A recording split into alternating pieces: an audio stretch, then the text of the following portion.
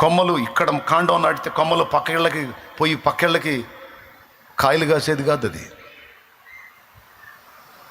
అది చూడ అసలు ఎట్టుందో ఆ కొమ్మలు చూడండి ఎక్కడికెక్కడికి బాకినాయో. కాండం ఎక్కడుంది, అది కొమ్మలు ఎక్కడున్నాయి.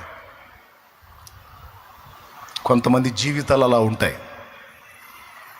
భార్యను చేసుకుంటాడా, 2-3 పిల్లల్ని కంటాడా, సంపాదిస్తుంటాడు సంపాదన, కానీ భార్య పిల్లలకి కూడి పెట్టడం. తీసుకెళ్ళి నెంబర్ 2 కుంపటి, రెండో కుంపటి ఉంటుందే, ఈ డబ్బులన్నీ తీసుకెళ్ళి ఆడబెడుతుంటాడు. ఎందుకంటే అక్కడ బాగా పొగడ్తలు, తీయని మాటలు, లాలన మాటలు అన్నీ ఉంటాయి కదా, అన్నీ ఉంటాయి కదా. భలే హాయిగా ఉంటుంది.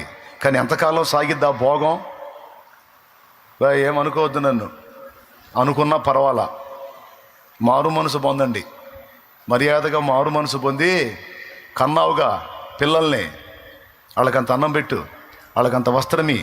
భార్యకెటు ద్రోహం చేశావు, కనీసం కడుపును పుట్టిన పిల్లలకన్నా న్యాయం చేయాలి కదా, న్యాయం చేయాలి కదా. చేయడో ఎందుకు చేయండి, వాళ్ళు మంచివాళ్ళు కాదంటాడు. అరే నీ బిడ్డలో, పసిబిడ్డలాళ్ళు వాళ్ళు మొత్తం తేడా అంటాడు. తప్పు. నువ్వే చేసుకున్నావు, నువ్వే పిల్లల్ని కన్నావు, నీ బాధ్యత వాళ్ళని కొలిక్కి తేవటం. కానీ అలా వదిలేసి తిరిగే భర్తలు ఎంతమంది లేరు? రెండో కుంపటి దగ్గరికి వెళ్ళి ఆడ అంకితం అయిపోయేటువంటి భర్తలు ఎంతమంది లేరు?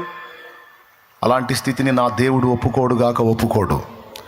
ఇక్కడ ఉన్న పరిశుద్ధులు ఎవరైనా ఆ స్థితిలో ఉంటే, అలాంటి ఆలోచనలు కలిగి ఉంటే దయచేసి మానుకోండి, మారు మనసు పొందండి. లేకపోతే దేవుని ఉగ్రత నీ మీదికి వచ్చిన నాడు నువ్వు ఓ ఓ ఓ ఓ అని కొట్టుకున్నా నీకు ఆన్సర్ రాదు.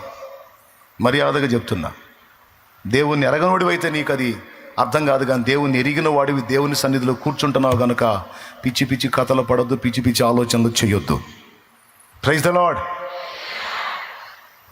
నా భార్య మంచిది కాదండి, నన్ను రాచి రంపాన పెడుతుంది, అయినా పర్వాలా పిల్లలు ఉన్నారు కదా, పిల్లల్ని బట్టి అయినా సరే నువ్వు వాళ్ళకి న్యాయం చేయి.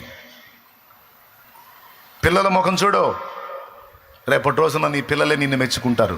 మా అమ్మ పెద్ద సైతాందైనా మా నాన్న మా కోసం ఓర్చుకొని భరించాడు, ఆయన ఫలాలన్నీ మాకే ఇచ్చాడు, ఆయన కాపంతా మాకే ఇచ్చాడు.